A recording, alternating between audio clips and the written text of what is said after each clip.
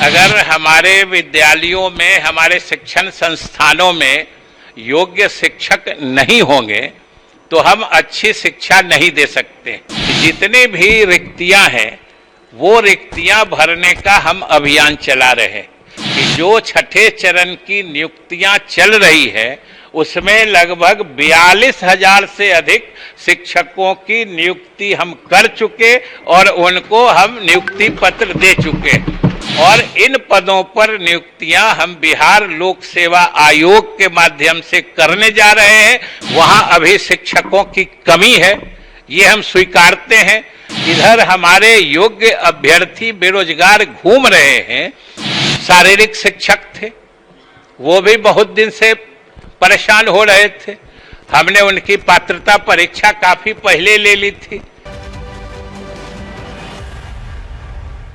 मुझे प्रसन्नता है कि सदन लगभग पिछले 2.5 घंटे से इस मांग पर, जैसा कि आपने कहा, कि बड़ी ही गंभीरता से विमर्श कर रहा है।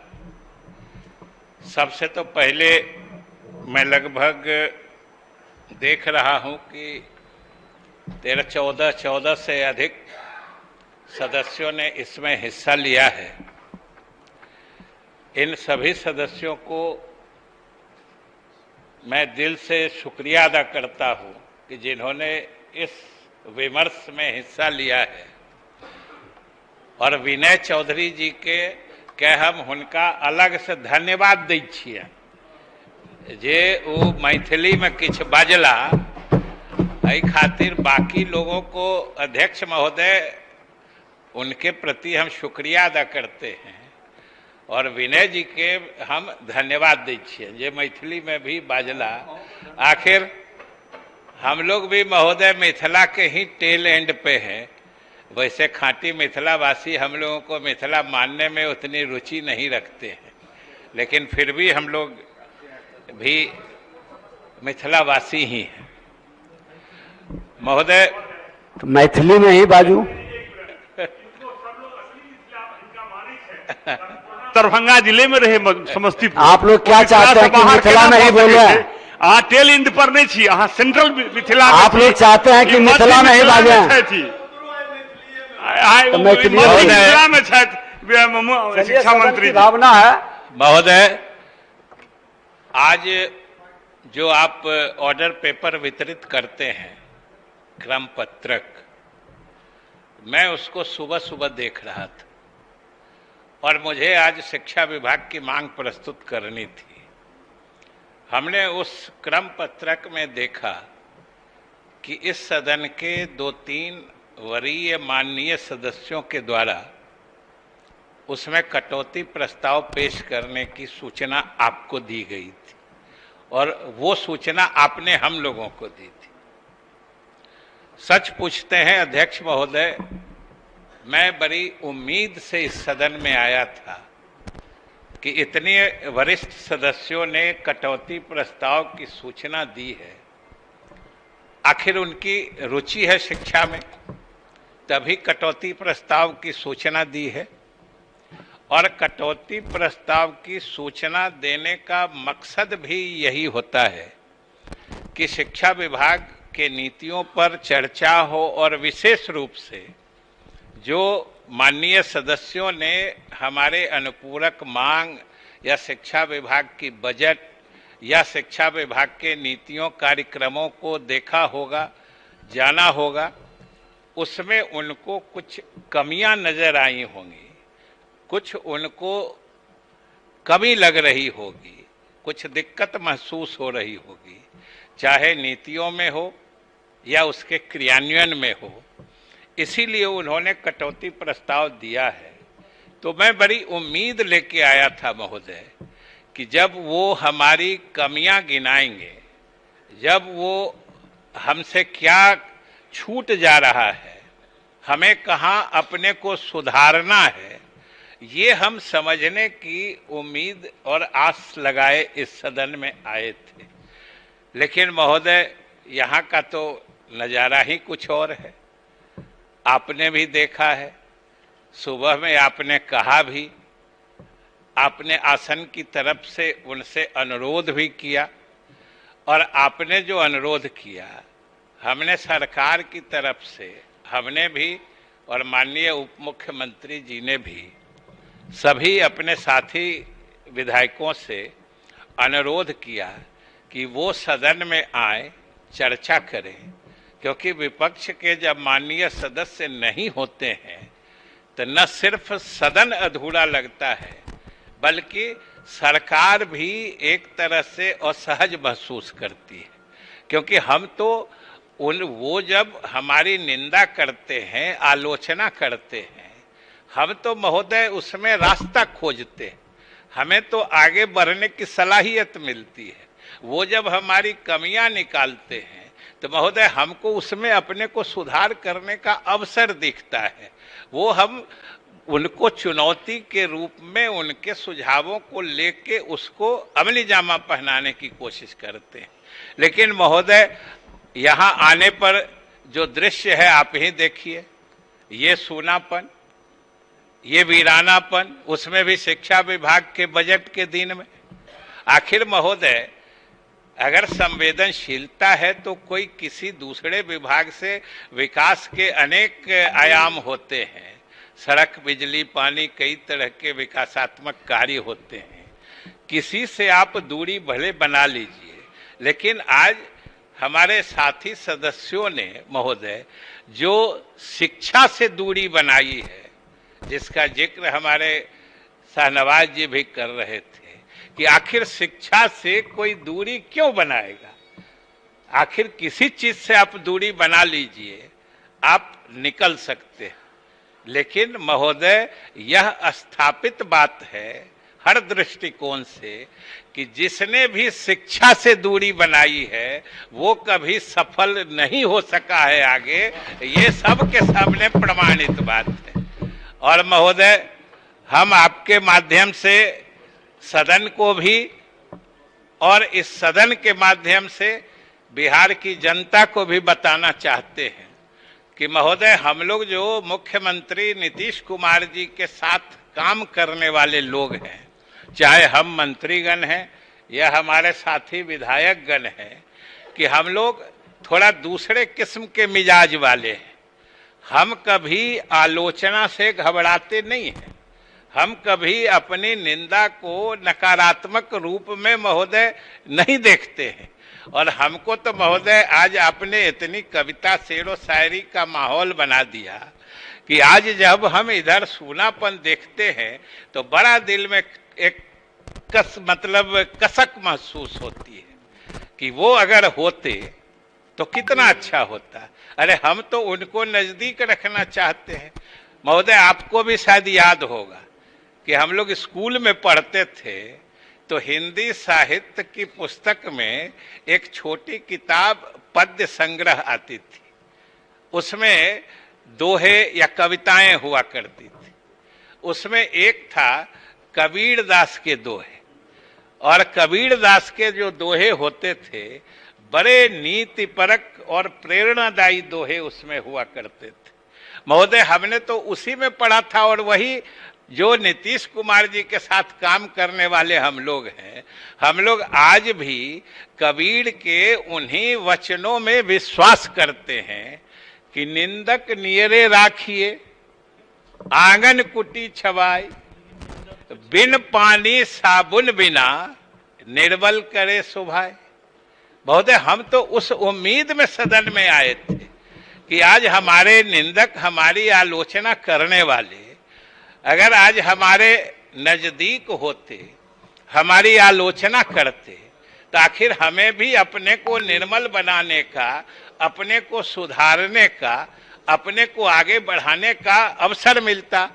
लेकिन पता नहीं हमारे साथियों ने हम सबों को ये बहुत बड़ा मलाल दिया है कि वो अपने सारे सुझावों को अपने साथ लेके सदन से बाहर चल के जो शिक्षा से उन्होंने दूरी बना ली है, हम नहीं समझते हैं कि इससे न इस प्रदेश की शिक्षा का भला होने वाला है और न जिन्होंने शिक्षा से दूरी बनाई है उनका भला होने वाला है।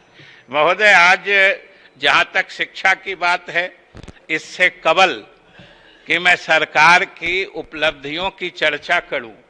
हमारे बहुत सारे साथियों ने सच पूछते हैं तो इतनी सारी उपलब्धियों की चर्चा कर दी है कि दोहराने की मैं आवश्यकता भी नहीं महसूस करता हूं। आप सबने देखा है महोदय कि सबसे अधिक बजट शिक्षा का है।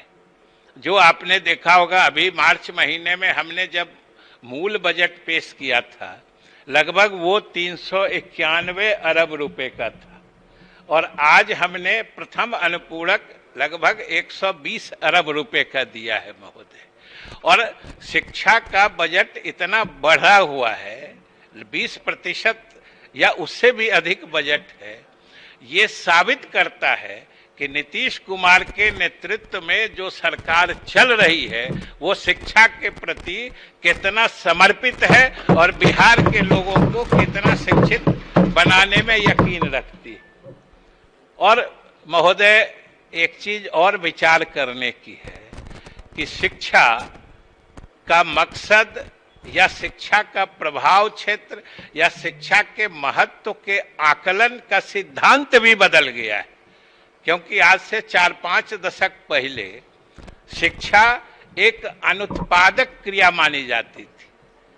जो उत्पादक क्रियाओं में जो विकास योजनाएं होती हैं, जो आर्थिक क्षेत्र को प्रभावित करती हैं, वो मुख्य रूप से आर्थिक योजनाओं में मानी जाती थी।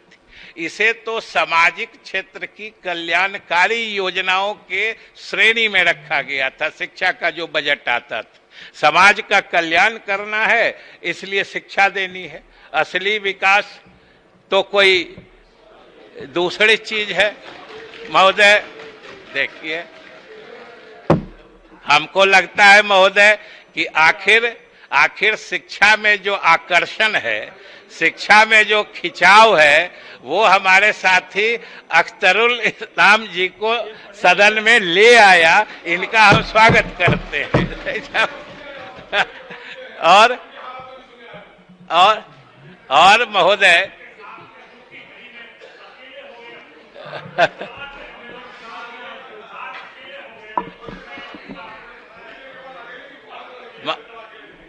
महोदय, आज शिक्षा में चाहे कितनी बड़ी समस्या है इस देश की या विश्व की, सारी समस्याओं का निदान शिक्षा में ही देखा जाता है। चाहे वो आर्थिक विकास हो, सामाजिक सद्भाव हो, चाहे ऊर्जा का संकट हो, चाहे जलवायु परिवर्तन का संकट हो, जो भी हो, पर्यावरणीय सुरक्षा हो, सभी समस्याओं का समाधान महोदय आज शिक्षा में ही देखा जाने लगा है। इसलिए शिक्षा का इतना बड़ा, शिक्षा के बजट का इतना बड़ा आकार है। और आज शिक्षा में जो खर्च होता है महोदय, उसे आर्थिक भाषा में निवेश कहा जाता है। और निवेश का अर्थ सारा सदन समझता है कि ये खर्च सिर्फ सीधे खर्च नहीं होता है, इससे कुछ फायदा होता है। जो पूंजीगत संसाधन किसी लाभ के लिए अगर 5 रुपया लगाते हैं तो उससे 7 रुपया आता है, तो वो निवेश कहलाता है। आज शिक्षा में जो हम बजट डालते हैं वो खर्च नहीं, निवेश होता है महोदय। और आज दुनिया भर के अर्थशास्त्री इसी शोध में लगे हैं और इसी का क्या परिणाम निकलता है इसके बारे में पूरी पड़ताल कर रहे हैं महोदय। हम सभी बिहारवासी इस माने में भाग्यशाली हैं कि हम लोगों की सरकार, हमारे मुख्यमंत्री के नेतृत्व में जो हमने बताया, इतने बजट का सबसे अधिक प्रतिशत शिक्षा में लगा के आज हम बिहार वासियों को शिक्षित बना के अपने शिक्षा के क्षेत्र में पुराने गौरव को प्राप्त करने के लिए संकल्पित हैं। हम ये बिहार के लोगों को महोदय बताना चाहते हैं।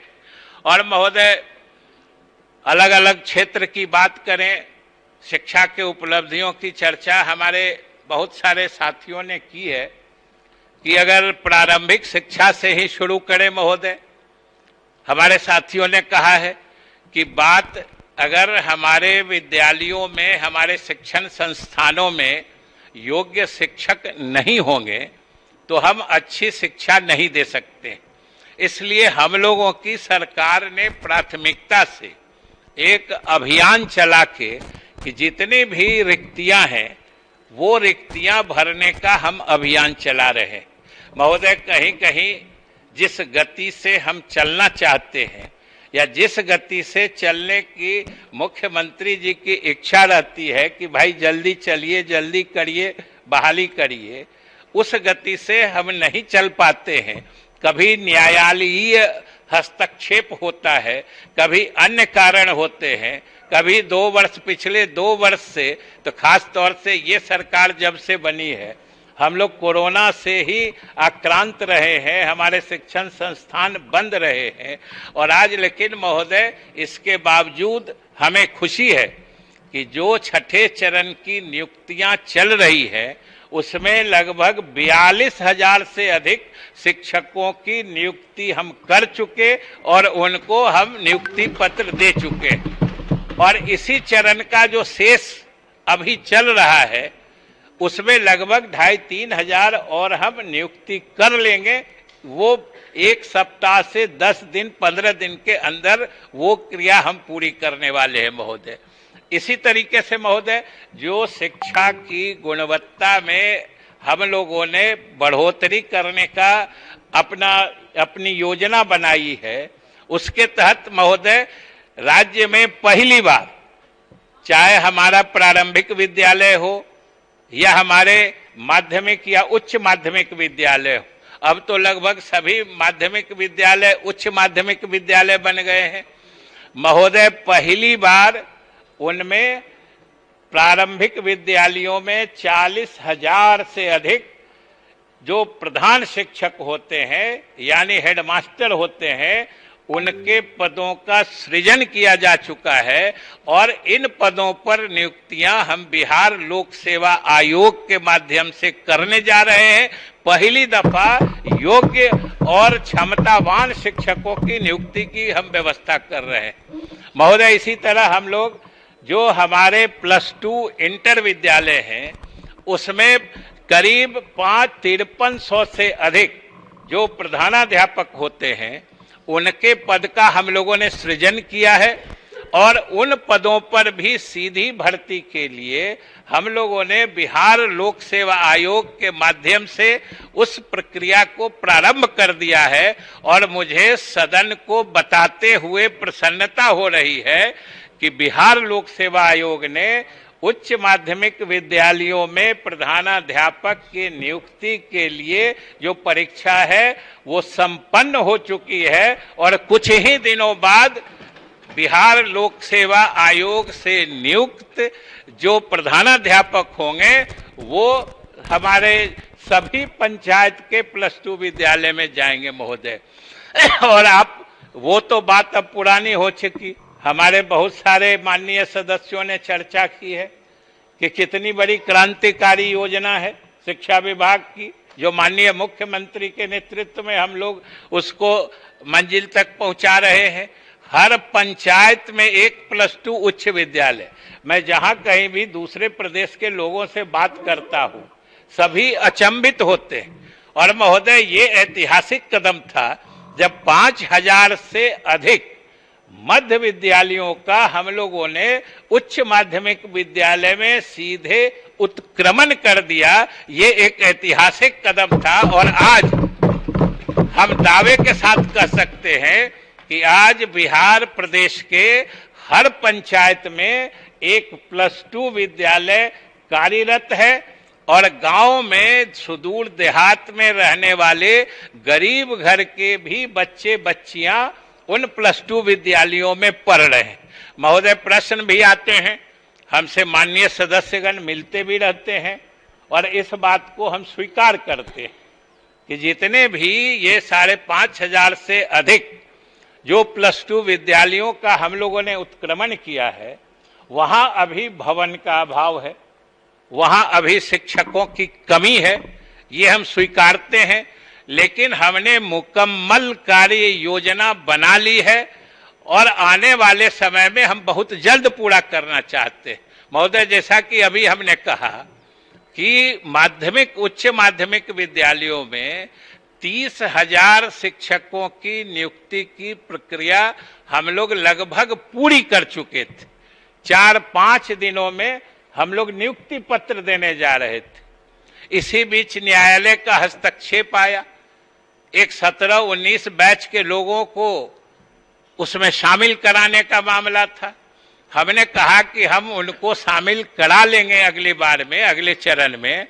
अगर किन्हीं की उम्र सीमा पार हो रही होगी तो उनको वो भी हम शांत कर देंगे, लेकिन हमें नियुक्तियां करने दीजिए, क्योंकि हमारे विद्यालयों में शिक्षकों की कमी से पढ़ाई बाधित हो रही है। इधर हमारे योग्य अभ्यर्थी बेरोजगार घूम रहे हैं। ये स्थिति सरकार के लिए बहुत दुखदाई स्थिति है। हमने न्यायालय से प्रार्थना की, हमने कहा कि हमको आप इजाजत दीजिए, हम नियुक्ति कर लेते हैं, आगे जिनको भी आप कहिएगा हम लोग इजाजत देंगे। महोदय, लेकिन नहीं इजाजत मिली तो हम लोगों को अपना शेड्यूल रिवाइज करना पड़ा, उसको आगे बढ़ाना पड़ा।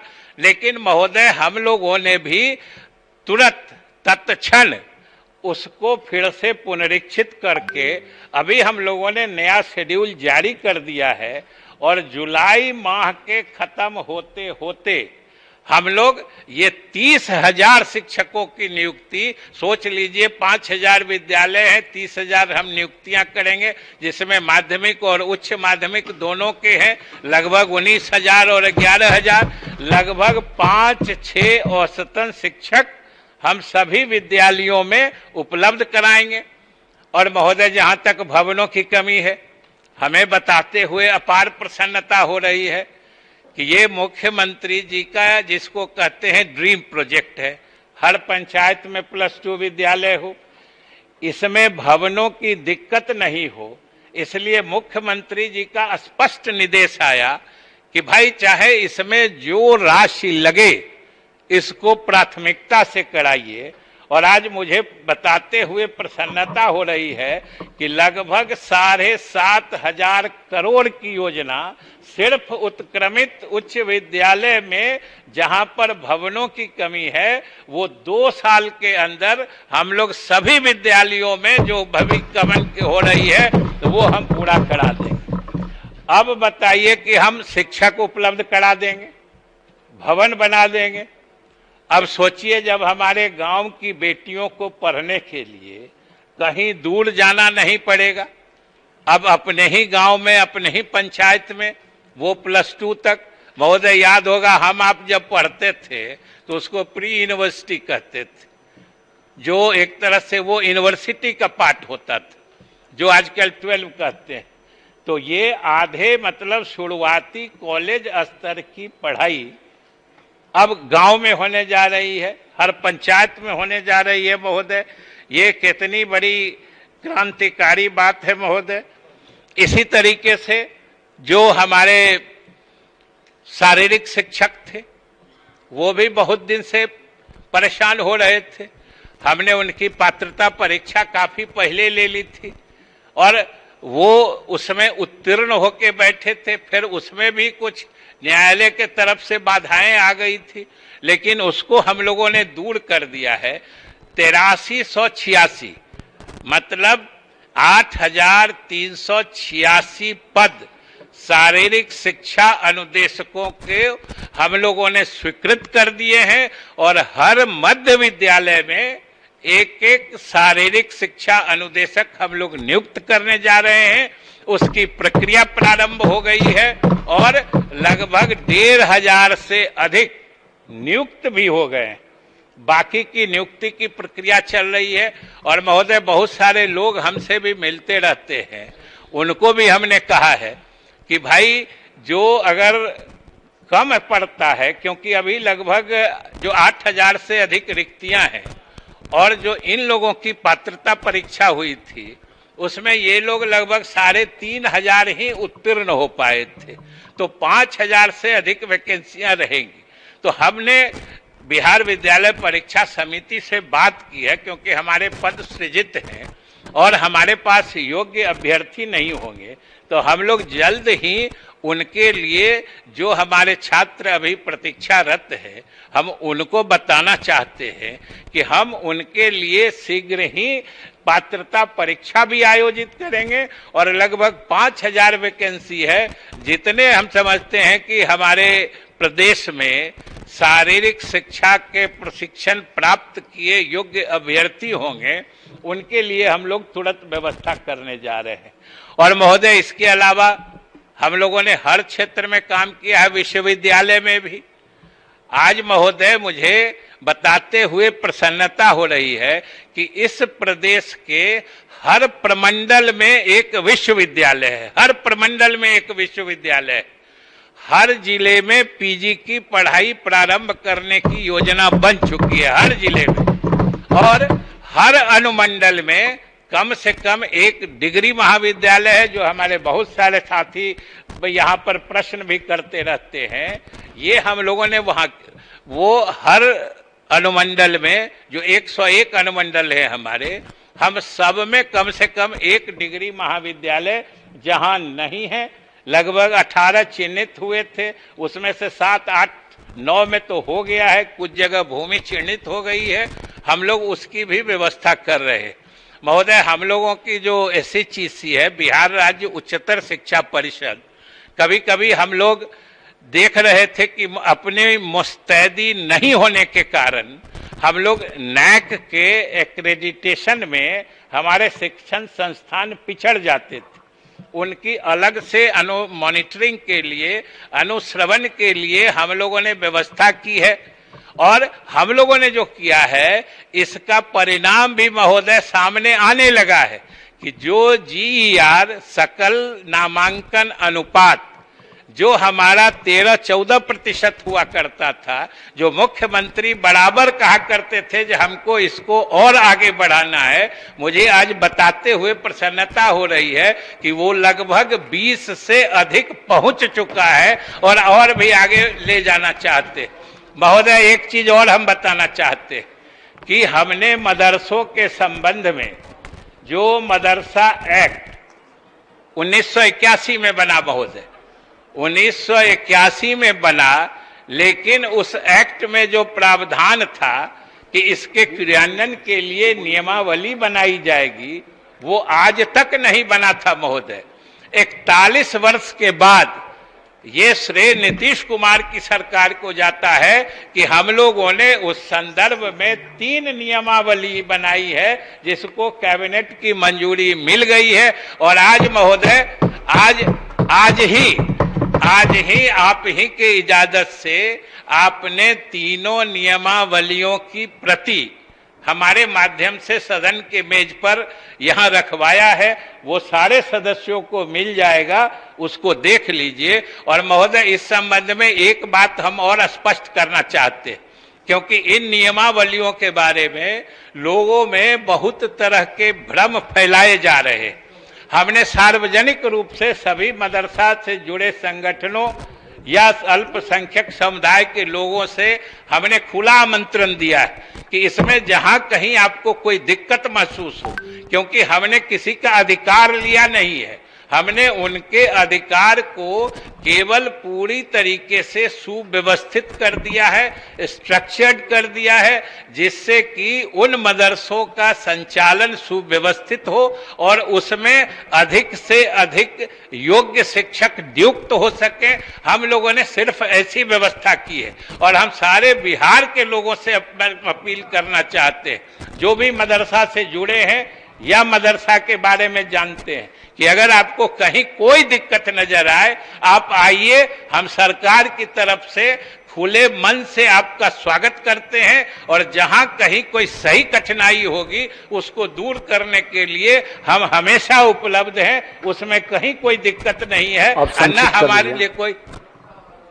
तो महोदय, अब हम यही कहेंगे कि अब हमारे